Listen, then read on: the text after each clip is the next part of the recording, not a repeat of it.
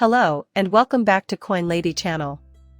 I get the impression from this video that something very significant may be on the verge of happening. In this video, I'll explain why I came to that conclusion and talk about a major legal defeat recently suffered by the SEC at the hands of Bitcoin entrepreneurs. I feel it's important to bring this up, given their recent loss could have far-reaching consequences for the future of the cryptocurrency industry as a whole. To kick off this video, I'd want to talk about Grayscale's recent legal victory over the SEC. For those who might not know, the SEC didn't go after Grayscale, rather, Grayscale went after the SEC. When the SEC rejected Grayscale's Bitcoin spot ETF, the company took legal action. It's a bit out of the ordinary to have a Grayscale corporation sue the SEC because one of its products was rejected. But Grayscale's justification was really solid. They went to the SEC and said that several futures ETFs have already been allowed, and that our spot ETFs are based on the same thing as the price of Bitcoin. I don't see how you can support one while opposing the other. Because EC has come up with all sorts of excuses for why manipulation occurred in the spot market but not the futures market. That's why they kept sending back their ETFs. The SEC has not budged an inch on this issue, despite repeated pleas from Grayscale. Grayscale basically sued them and accused them of lying, so you have no choice but to take what she's providing. Many people who work for the SEC thought Grayscale would never win since the SEC is immune to lawsuits. That's not how the system works at all. Now that we know the judge agreed with Grayscale that the SEC was acting strangely, there isn't much more to dispute in this judgment. But I can read you a single paragraph that will reveal the judge's exact thoughts on the SEC's argument. We agree with you that the Commission's decision to deny your application for a Grayscale image was arbitrary and capricious because it gave no reason for the differences in treatment between seemingly equivalent cases. Given that the court here characterizes the SEC's conduct as arbitrary and capricious, it has decided to grant the petition submitted by Grayscale and reverse the ruling. Those who have invested in XRP before will find this situation quite familiar, as a similar one occurred with Ripple. The SEC invents evidence and tries to wing it in court, saying anything comes to mind. The law has no value for them. Just like how they failed to present any evidence in the Ripple case. I will take them to court and expose them for not introducing new evidence. In my opinion, this is one of the most important aspects of our current system. Many people have voiced their concerns about the pervasive corruption in our system. The extent of these regulators' influence has been the subject of much debate. I agree with what has already been said, but I will add that we should count ourselves very lucky that these judges have at least been reasonable, given the SEC is a government regulator and doesn't want to cross that line. It would have been disastrous if the court simply agreed with the SEC without question. In all candor, I considered the potential of this happening. But what we've seen in practice is the exact opposite of that. They have done an excellent job of interpreting the law independently of politics. In a lot of ways, this has been the salvation of the Bitcoin market. Courts' interpretations of the law have been consistent and accurate. It would appear that the SEC routinely loses these cases in court. Since it is not the SEC's job to draft legislation. This is embarrassing, to say the least. It's not an attempt to punish legitimate members of the market who aren't doing anything wrong by breaching the law. Another time. The SEC obviously made many mistakes. And Stewart has already spoken on this matter. He stated that the SEC is being punished for discovery abuses and is losing cases in court, all of which have been debunked. Other respected courts are already labeling it as arbitrary and capricious. That's a serious problem. I had no idea they had been punished because of something that happened during discovery. That's a truly nasty thing to do. But I have to say that old Stuart Rattus is absolutely right. The SEC is getting a lot of flack from the courts for acting in an illegal manner. It's unacceptable that this is happening with the SEC. Since they are supposed to be a technology-agnostic regulator, their decisions shouldn't cause too much uproar. It's not hard to track down an offender or to enforce the law where it's needed. Instead, and against the design of the system, the SEC is trying to impose regulations based on the personal beliefs of its top officials. As I mentioned before, the fact that the courts have been willing to act against this is the saving grace. Because the SEC has used up all of its arguments against Bitcoin ATMs, this is a huge development for the industry.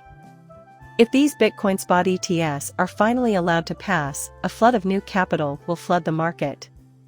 This will show institutional investors that the SEC has gone too far in this instance. And a lot of what they've been saying about this technology being unreliable and having a lot of fraud in it really isn't coming to pass, which will inspire people to return to these markets with much greater confidence overall, especially for cryptocurrency, which is a huge when combined with a ripple effect. Due to Joe Judge's ruling, the SEC has been rendered helpless, and digital currencies have once again triumphed. As this video comes to a close, I'd want to share my thoughts on why I think something interesting might be in the corner. On September 29th in New York, Ripple will host a party to honor their success. This seems odd to me, especially given the date. When he prevailed against the SEC a few months ago, no one made a big deal about his party or anything else. Ripple suddenly brings up a party to celebrate their triumph over the SEC, though they may not even be referring to that as the reason for the gathering. They are merely planning a party. There must be something around the bend that we just don't know about now. We are familiar with Brad Garland's home, and we also know that the Ripple team wants a price hike before this party, rather than keeping the current price of 50 cents. Sadness may permeate that celebration. As a result, I'm going to give this lots of attention. If I had to guess, I'd say that Ripple wants their parties to be spectacular and their guests to leave feeling like they got their money's worth. I just can't shake the feeling that something big will be announced before September 29th. Something that gives the XRP price a little bit of a boost and gets things moving. I did take note today that the Ripple's IPO seems to be moving forward without any hiccups. And we learned all this from their pitch book. In essence, Ripple is presently making the rounds at various institutions across the country to discuss the terms of its initial public offering, IPO, including the valuation of the company's stock and the identities of the buyers. And there doesn't seem to have been any hiccups in this operation. As a result, you have a roughly 98% chance of successfully completing your IPO with Ripple's. Let me add that the XRP market will be subjected to enormous pressure and a flood of new speculators if and when Ripple goes public, which now looks more likely than ever. I think the price of XRP might be significantly affected by Ripple going public, since it will give institutional investors much more faith in the XRP coin. Bitcoin and Ethereum tokens are worth so much because of the publicity they've received in social media and the mainstream press. They have a lot of ordinary investors who don't know what they're doing but buy the tokens when they observe a price increase on one of the main exchanges. I believe that if XRP received the same amount of media attention as the Ripple IPOs, it might significantly boost its price. However, I seriously doubt an IPO will happen before September 29th. That doesn't make a lot of sense, in my opinion. Much more plausible in my opinion is a settlement in the Ripple SEC case, the dropping of charges against Brad and Chris, or possibly a major cooperation with a bank or other financial institution. David Schwartz was candid during a phone conversation. As an alternative, before the SEC case against Ripple, the company was working with a major bank to launch a premium stable coin in the United States. This deal ultimately fell through because of the SEC action. The stable currency demo bombed, and the SEC complaint effectively shut down all lines of contact. Many of these merger talks were halted by the SEC. Now that the case's core flaws have been addressed, however, financial institutions are cognizant of the possibility of working with Ripple and XRP. It can pick up again as long as no securities rules are broken. I have long predicted that many new projects and groups will arise to work with the XRP ledger and Ripple. Any business that wants to experiment with blockchain or update its payment systems can do so in a number of ways.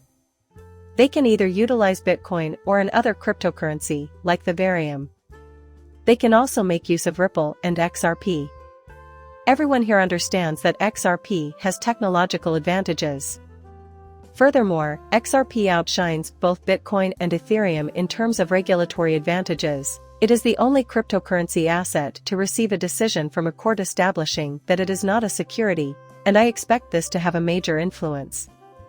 Then what will be the cause of the price increase before September 29th? If it pumps everything out by September 29th, it will have pumped all of it before September. No one knows about it. This September 29th date, though, seems oddly arbitrary. The promise of further details at a later time came out of nowhere. If there was a little more to celebrate and a little more of a reason to celebrate, I'd love to come to this party. Let's hope that something else gets brought up instead. In any case, I value your presence here greatly. I trust you found this update interesting. Please like and subscribe my channel. See you later, bye.